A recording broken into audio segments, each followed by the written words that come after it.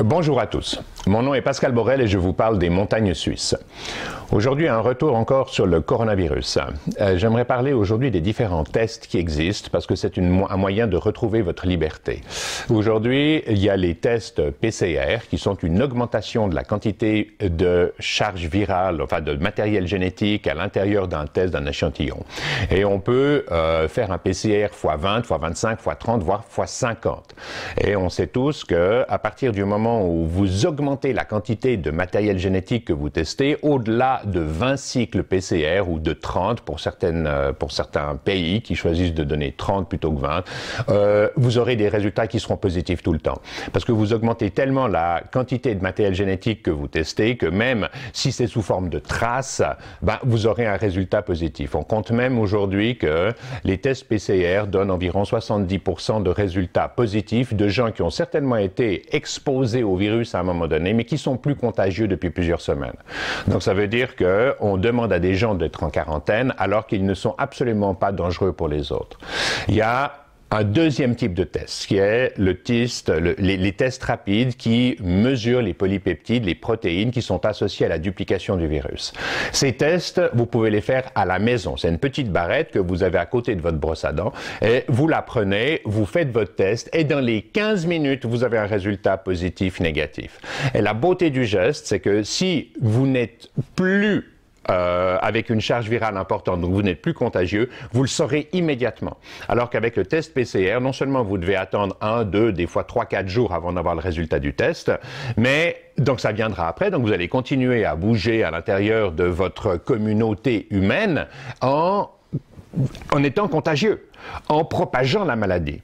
Tandis que le test rapide vous donne une indication immédiate si vous êtes contagieux ou pas. Donc ça veut dire qu'à partir du moment où votre immunité a combattu le virus et vous n'êtes plus contagieux, le simple test rapide, comme j'ai dit à côté de la brosse à dents de votre salle de bain, vous le faites et dans les 15 minutes, vous savez si vous êtes contagieux ou pas.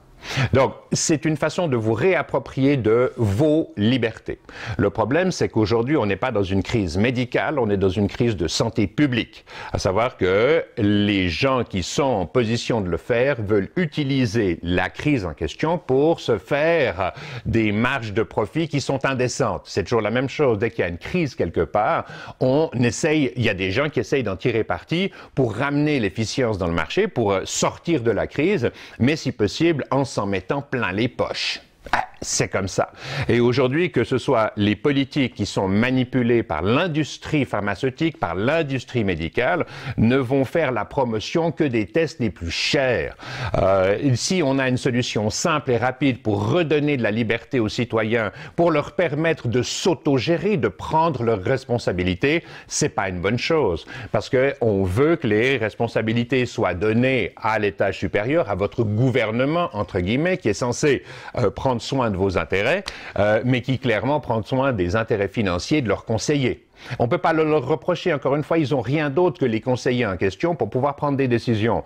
Donc vous pensez bien qu'on ne peut pas leur jeter la pierre. Mais c'est la situation dans laquelle on est aujourd'hui.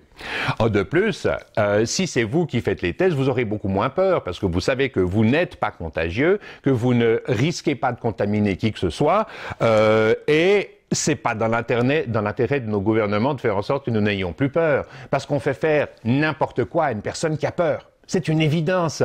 Si vous avez peur de quelque chose, votre raisonnement, il est biaisé.